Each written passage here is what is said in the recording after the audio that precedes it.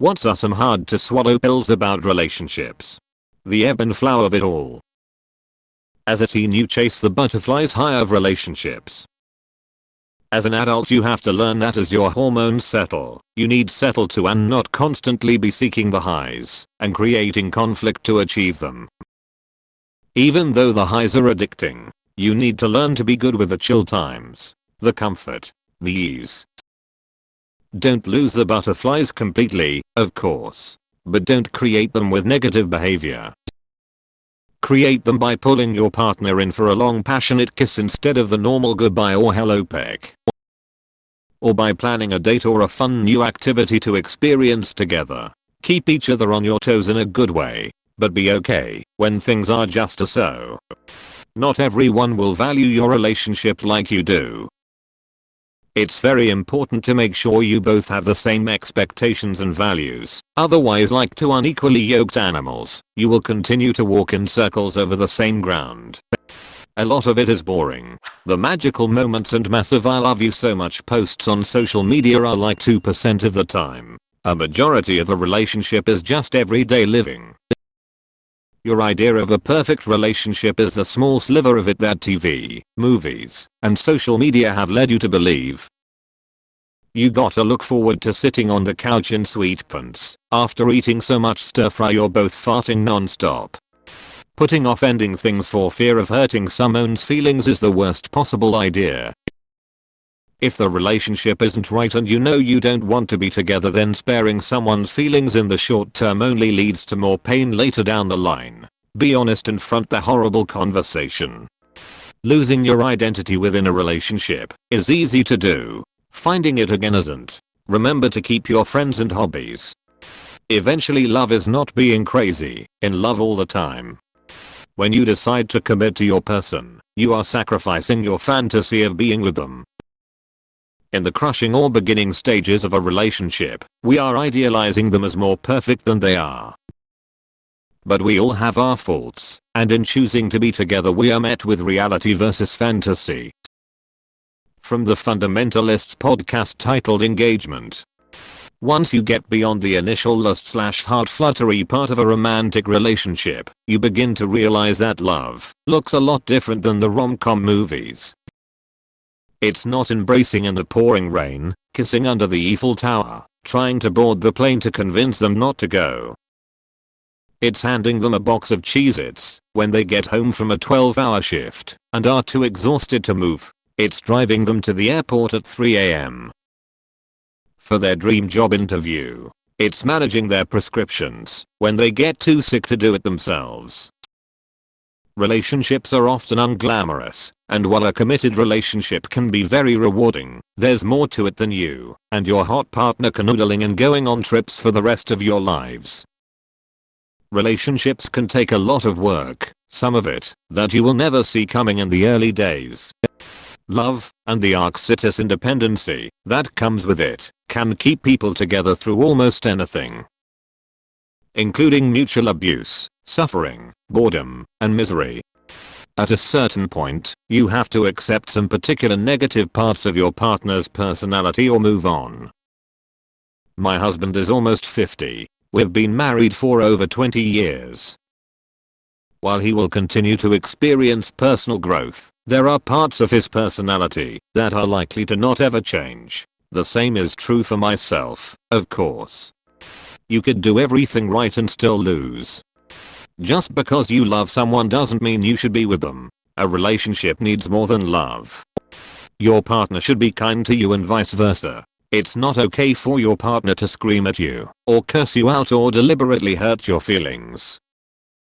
This isn't to say that it never ever happens. We all are human and occasionally we mess up. But if they are not consistently kind to you, if they aren't sorry when they are mean, and if they repeat it, then that's a problem. If you wouldn't accept the behavior from a friend, then you absolutely should not accept it from a partner. The idea that it's normal for your partner to be mean to you is so freaking bad, and I've seen way too many people accept crappy relationships because they think love means never having to say sorry and that getting screamed at is acceptable. Fixer-upper relationships often lead to disaster. It takes two to be in a relationship. If one person is putting in all the effort and the other isn't, it's eventually all going to fall apart when the one who is giving the effort stops. Great relationships are mutual. You can't look for someone else to be your other half. You have to learn how to be a whole person on your own. This means being able to take care of your own emotional needs too. They aren't going to magically know you're upset with them. They aren't going to read your passive-aggressive signs. They aren't going to pick up on that.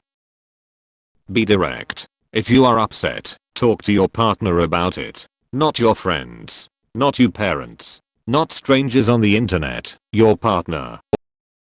Edit. WTF, this legit doubled my karma. Thank you all so much.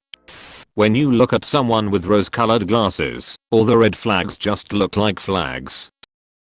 It's easy to dismiss toxic characteristics because of love. Sometimes you won't get that clarity until you're a safe distance away.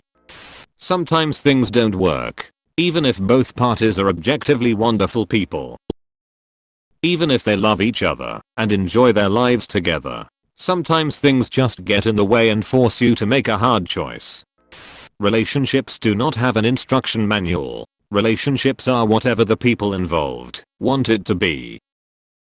Sometimes what your so wants is drastically different than what you want. No matter how much you love each other, you might not get past the differences.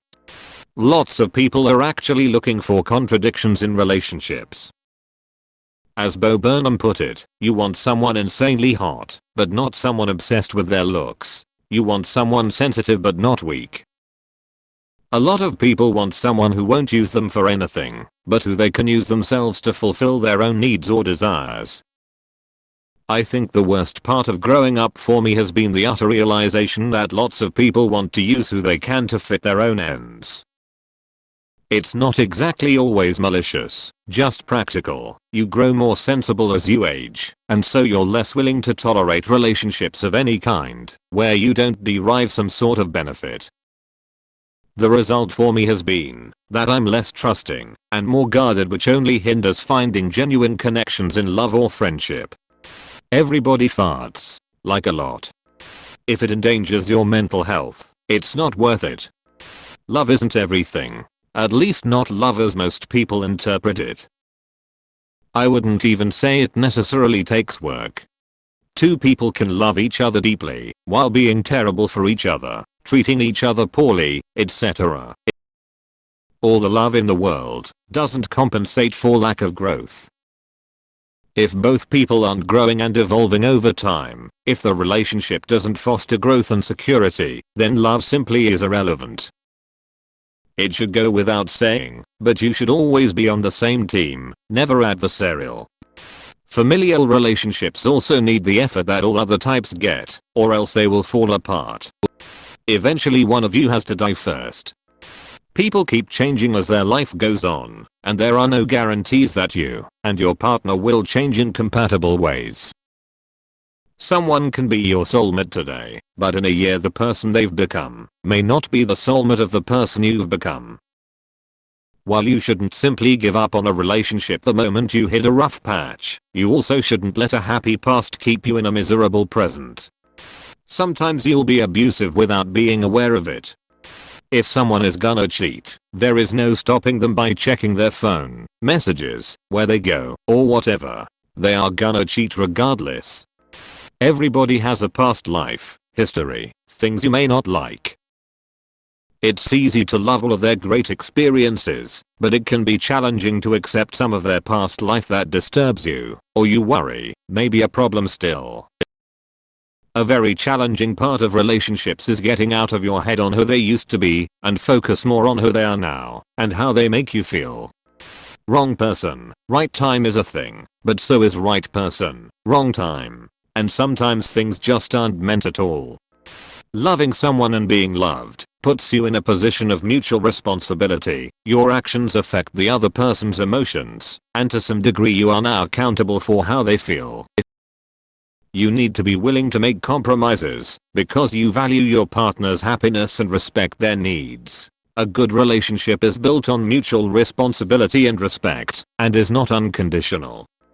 The person you're going to spend every day of the rest of your life with will be the person who is okay with you not wanting to hang out because you are hanging out with your friends or partaking in a hobby day. Doesn't get mad if you can't interact with them the 24th of July 365. Challenges you to be better as a partner, at work, in your hobby, as a parent, as a friend, in literally everything. But challenges you not out of shame or self-worth, but because they motivate you. This is a key. Maybe doesn't share your interests, but is willing to listen to you discuss them. And likewise, you do the same for them. I don't know how hard to swallow this is, but you're both eventually going to get older and fatter and accept it. Edit. Due to multiple comments I have realized that the way this was worded was sending messages that were not the intended message. Therefore I have removed this comment until edits can be made to make sure that it is phrased in a way that does not send any unclear messages. When I have finished editing the comment to reflect this more accurately, I will repost it. The one part that I will leave up through the editing and clarification processes: always get consent. Relationships can work based on mutual respect and connection, but the person next to you might not be your soulmate, just someone you care about and get along with. Over the course of 10 years, the person you fell in love with could transform into someone you'd never have gone on a second date with had they been that way when you met. Life's too short to set yourself on fire to keep somebody else warm.